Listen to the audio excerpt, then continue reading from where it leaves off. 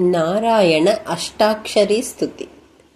ओं नमः प्रणवार्थार्था स्थूलसूक्ष्म क्षराक्षर व्यक्ताव्यक्तकलातीता ओंकाराय नमो नमः। नमो देवादिदेवाय देहसञ्चारहेतवे दैत्यसङ्घविनाशाय नकाराय नमो नमः। मोहनं विश्वरूपं चाशिष्टाचारसुपोषितं मोहविध्वंसकं वन्दे मोकाराय नमो नमः।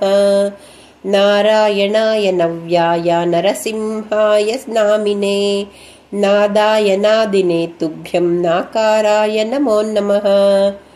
रामचन्द्रं रघुपतिं पित्राज्ञापरिपालकं कौसल्यातनयं वन्दे राकाराय नमो नमः। यज्ञाय यज्ञगम्याय यज्ञरक्षाकराय च यज्ञाङ्गरूपिणे तुभ्यं यकाराय नमो नमः। णाकारं लोकविख्यातं नानाजन्मफलप्रदं नानाभीष्टप्रदं वन्दे णाकाराय नमो नमः। यज्ञकर्त्रे यज्ञभर्त्रे यज्ञरूपाय ते नमः।